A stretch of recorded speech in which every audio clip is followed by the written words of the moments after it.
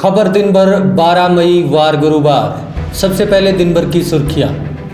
नौहर में देर रात हुई विवाद में विहिप के प्रखंड अध्यक्ष को आई चोट। सुबह तक स्थिति रही तनावपूर्ण। नौहर में प्रशासन अलर्ट मोड पर।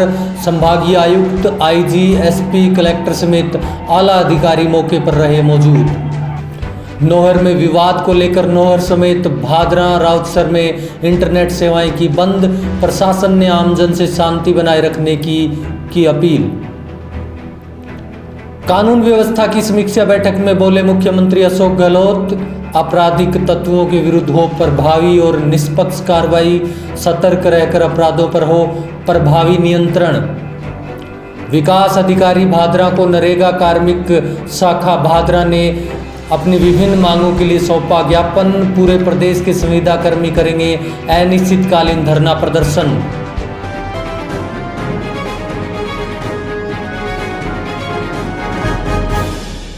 नमस्कार, मैं हूं मंद्रुप कुमार। खबर दिन भर में आपका स्वागत है। खबरों के साथ जानेंगे मौसम और मंडियों के भाव।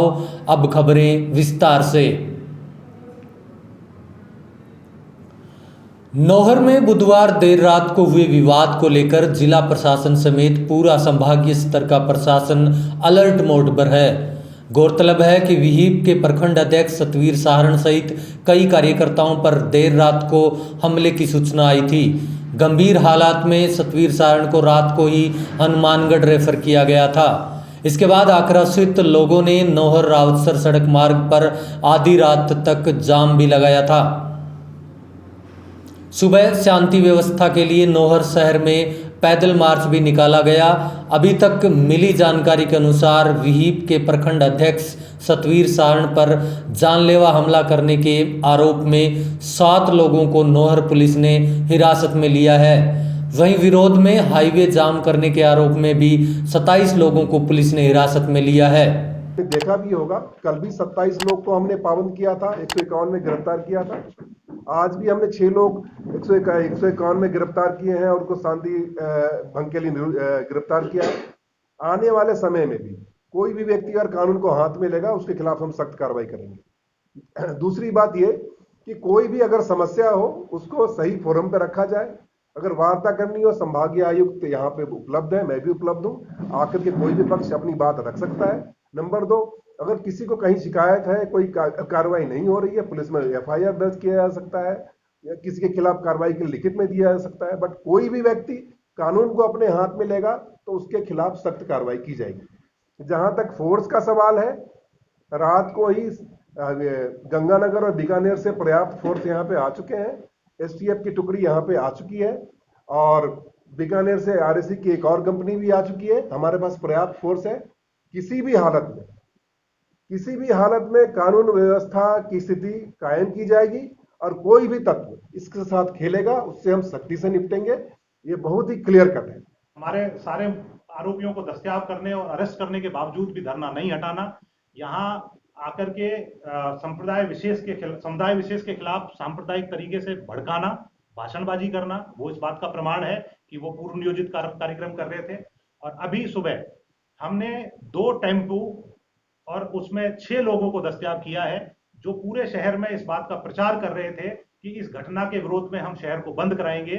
और उन लोगों के पास से 2 लीटर पेट्रोल बरामद हुआ है, जो इस बात का संकेत है कि वो कहीं ना कहीं उस प्रचार की आड़ में आगजनी की फिराक में थे, जो अगेन ये प्रूव करता है कि एक सुनियोजित कार्यक्रम है जो लॉ एंड ऑर्डर को और सांप्रदायिक सद्भाव को बिगाड़ने का।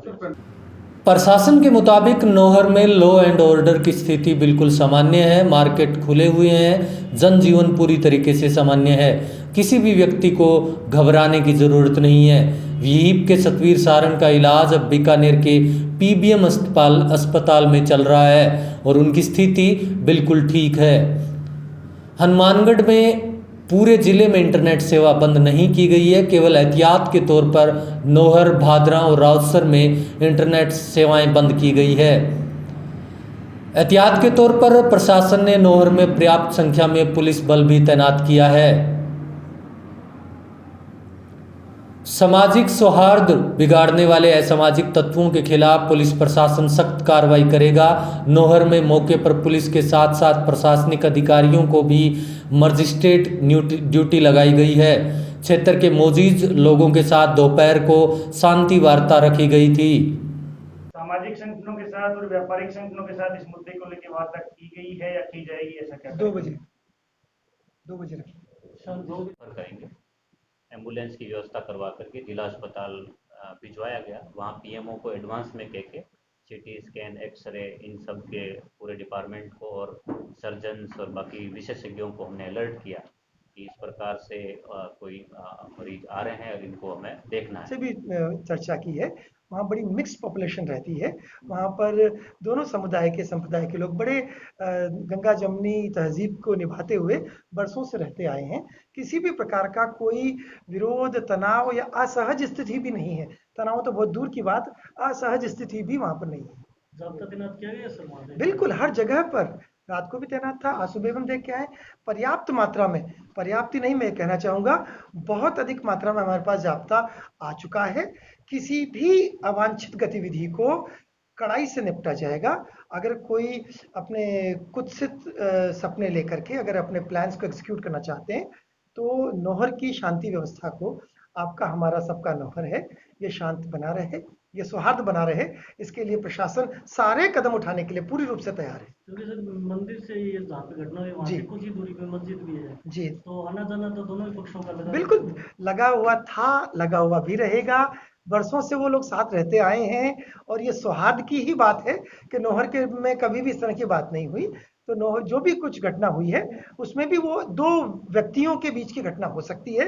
इसमें संप्रदाय विशेष को सांप्रदायिक रंग देने की अभी तक कोई इस तरह की बात नहीं आई है। पूरा मार्केट भी आपने देखा है, पूरा मार्केट खुला है। व्यापारी गणों ने भी हमसे ये कहा है कि किसी के मन में ऐसा कुछ नहीं है, कोई डर की बात हो किसी भी पक्ष की तरफ से। दोनों पक्षों की तरफ से कोई डर की बात नहीं। क्या सर मोहल्लेवासियों से आपने सर बात की, जी।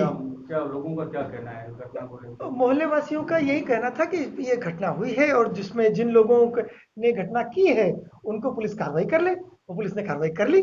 जिन जिन लोगों ने घटना की थी, सातों के सातों को रातों रात। कल रात को नौहर शहर में घटी घटना की मैं निंदा करता हूं।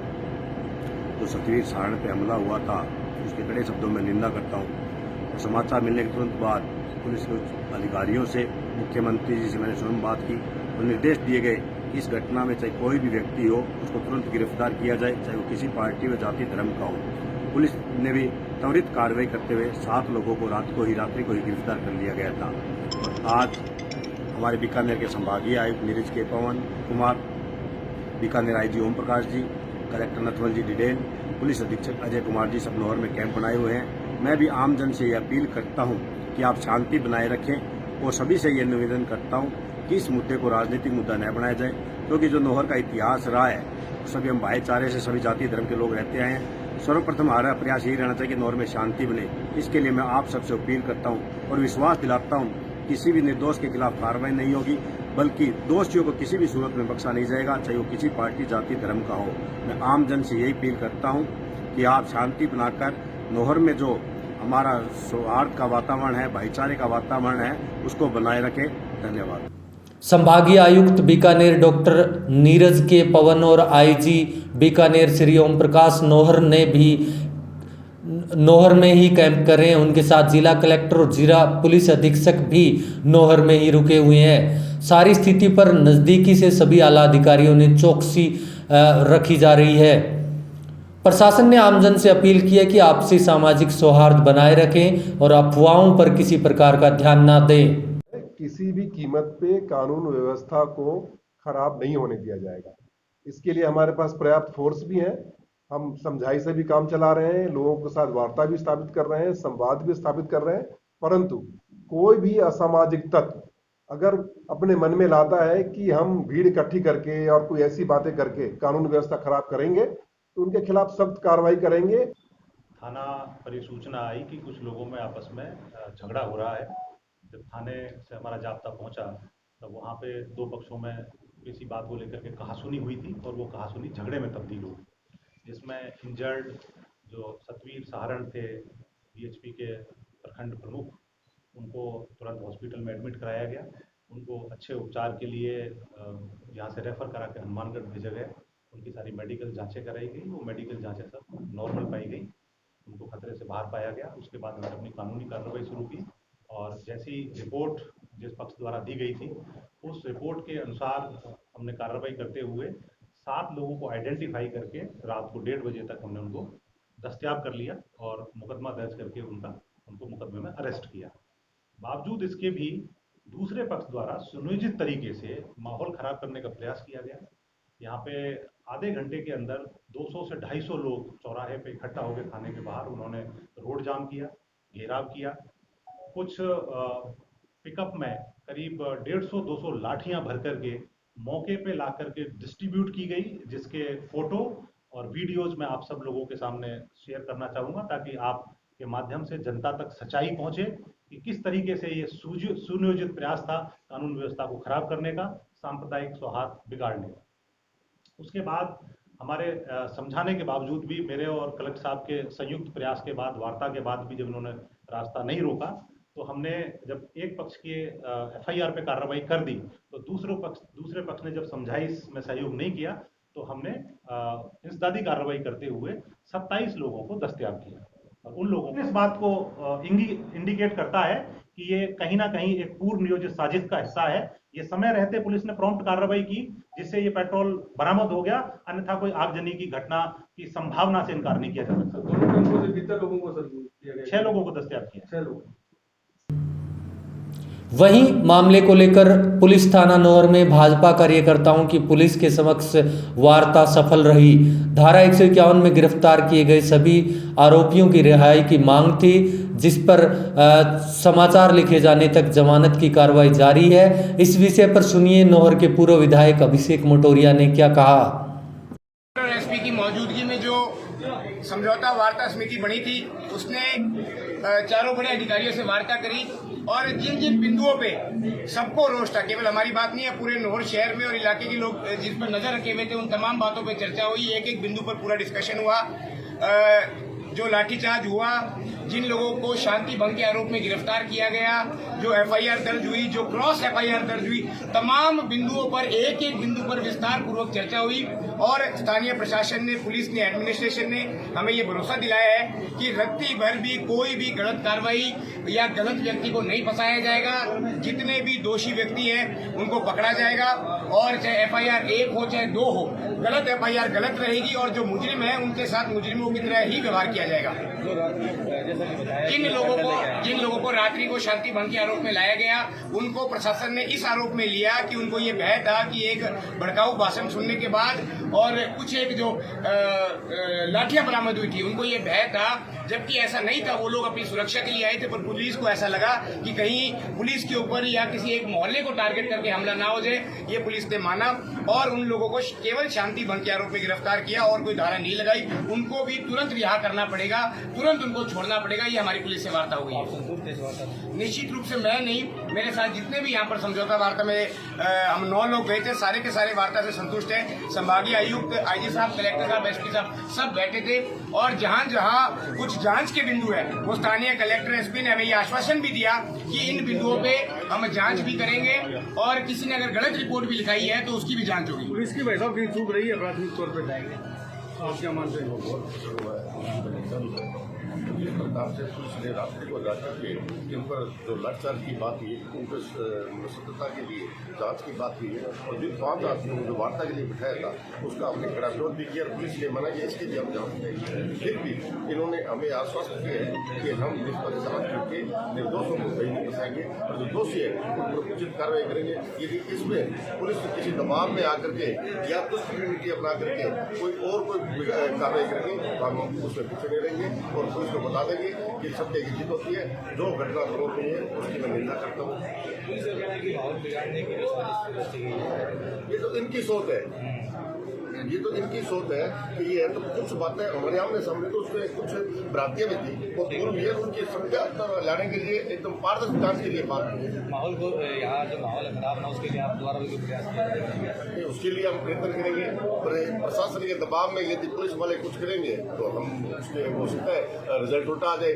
यदि सरकार को बात करेंगे तो रिजल्ट अच्छा आएगा और हम भी चाहते हैं वातावरण अच्छा रहे, बहुत बढ़िया रहे। पर ये जो इनकी जो राजरसाई है जबरदस्ती बात आपको नहीं। प्रदेश में बढ़ रही हिंसक घटनाओं को लेकर मुख्यमंत्री श्री अशोक गहलोत ने प्रदेश के सांप्रदायिक दृष्टि से संवेदनशील क्षेत्रों में विशेष सतर्कता बरतने एवं असामाजिक तत्वों के विरुद्ध सख्त व निष्पक्ष कार्रवाई करने के निर्देश दिए हैं। उन्होंने कहा है कि पुलिस द्वारा प्रभावी कार्रवाई करने से कानून का इकबाल कायम होगा और जनता को राहत मिलेगी। इसके लिए सभी जिलों व संभागों में पुलिस व प्रशासनिक अधिकारी सतर्क रहकर अपराधों पर प्रभावी नियंत्रण के लिए कार्य करें। अधिकारी राज्य में शांति एवं सौहार्दपूर्ण माहौल बनाए रखने के लिए प्रभावी मॉनिटरिंग भी सुनिश्चित करें। अशोक गहलोत बुधवार को मुख्यमंत्री निवास पर प्रदेश में कानून व्यवस्था की समीक्षा कर रहे थे। बैठक में बताया गया कि 4 मई से अब तक पुलिस द्वारा सांप्रदायिक सद्भाव बिगाड़ने वालों के विरुद्ध ऑपरेशन शिकंजा चलाकर 218 अपराधियों की गिरफ्तारी सहित कुल 1300 से अधिक अपराधियों के खिलाफ कार्रवाई की जा चुकी है। इस अभियान के तहत पूर्व में वांछित व सांप्रदायिक घटनाओं में लिप्त तथा सोशल मीडिया पर सांप्रदायिकता फैलाने वालों पर भी कार्रवाई की जा रही है। मुख्यमंत्री अशोक गहलोत ने कहा कि जिला अधिकारी जिला उपखंड व तहसील स्तर पर अधिकारियों के साथ संयुक्त मौका निरीक्षण करें ताकि छोटी घटनाओं को और अधिक भड़कने से रोका जा सके। उन्होंने कहा कि रिपीट ऑफेंडर्स व आदतन अपराधियों के विरुद्ध विशेष अभियान चलाकर कार्रवाई की जाए। जरूरत पड़ने पर एनएसए, राजपासा व गुंडा एक्ट के तहत भी कार्रवाई की जाए ताकि आमजन में विश्वास और अपराधियों में भय पैदा हो। मुख्यमंत्री अशोक गहलोत ने कहा कि सामाजिक सद्भाव बिगाड़ने वाले तत्वों द्वारा फैलाई जाने वाली अफवाहों के बारे में लोगों को तत्काल तथ्यात्मक स्थिति से अवगत कराना चाहिए। इसके लिए सोशल मीडिया का प्रभावी इस्तेमाल किया जाए। उन्होंने बीट कांस्टेबल स्तर पर व्हाट्सएप ग्रुप बनाकर प्रबुद्धजनों व स्थानीय कार्मिकों को जोड़ने के भी निर्देश दिए। अशोक गहलोत ने कहा कि पूरे देश में तनाव व अशांति का माहौल है। रामनवमी पर 7 राज्यों में समान पैटर्न पर दंगे हुए, जिनके पीछे की गहरी साजिश की केंद्रीय स्तर पर जांच कराने के लिए देश के गृह मंत्री अमित शाह से आग्रह भी किया जा चुका है। उन्होंने कहा कि राजस्थान में कहीं भी सांप्रदायिक दंगा नहीं हुआ है तथा तनाव की घटनाओं पर समय रहते नियंत्रण किया गया। उन्होंने हाल में हुई सांप्रदायिक तनाव की घटनाओं की पुनरावृत्ति रोकने के लिए सूचना तंत्र को सुदृढ़ कर प्रदेश में कानून व्यवस्था बनाए रखने के निर्देश दिए हैं। मुख्यमंत्री ने इस मौके पर कहा कि प्रदेश में होने वाली प्रत्येक घटना की बिना किसी भेदभाव के गहराई से जांच की जाए तथा सामुदायिक सहभागिता बढ़ाने के लिए शांति समिति, सीएलजी, पुलिस मित्र, ग्राम रक्षक व सुरक्षा सखियों के साथ अच्छा तालमेल करके कानून व्यवस्था में इनका प्रभावी उपयोग करें। ड्रोन व सीसीटीवी कैमरा आदि तकनीकी उपकरणों का उपयोग कर निगरानी तंत्र को और मजबूत किया जाए।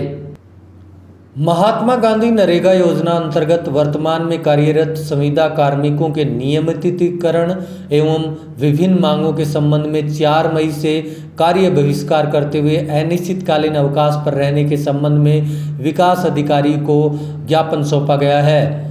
योजना के अंतर्गत संविदा पदों पर कार्यरत संविदा कार्मिकों को संख्या अनुपात में नियमित का सर्जन कर वित्तीय स्वीकृति जारी कर वर्तमान में कार्यरत कार्मिकों को समायोजन करते हुए नियमित करने की मुख्य मांग है।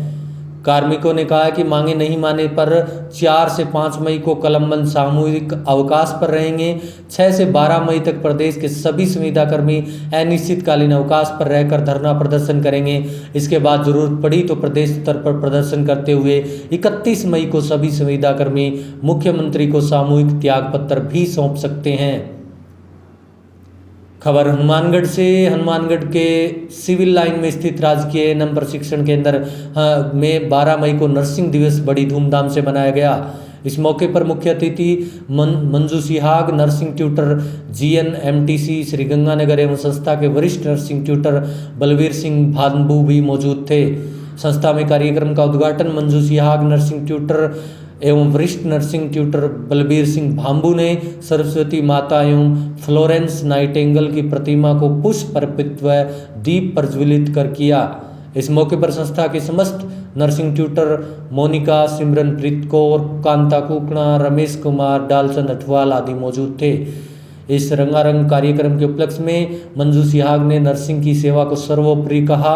मानव सेवा उत्तम सेवा है। इस सेवा के बाद जो आत्म संतुष्टि मिलती है वही जीवन की वास्तविक खुशी है। अब बात चूरू से। परिवहन एवं सड़क सुरक्षा विभाग राज्य मंत्री स्वतंत्र प्रभार तथा चूरू जिला के प्रभारी मंत्री ब्रजेंद्र ओला शुक्रवार को एक दिवसीय दौरे पर चूरू आएंगे।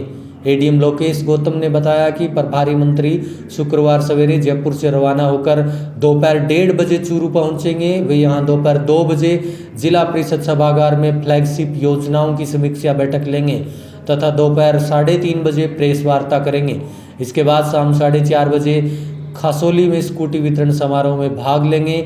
एडीएम लोकेश गौतम ने बताया कि फ्लैगशिप योजनाओं की समीक्षा बैठक में आवश्यक तैयारी सहित आने के लिए संबंधित अधिकारियों को दिशा निर्देश दिए गए हैं। खबरों के बाद अब मौसम की खबर की ओर रुख करते हैं। मौसम का हाल जानेंगे। मौसम जो लगातार देखें तो प्रदेश में तेज गर्मी का कहर जारी है।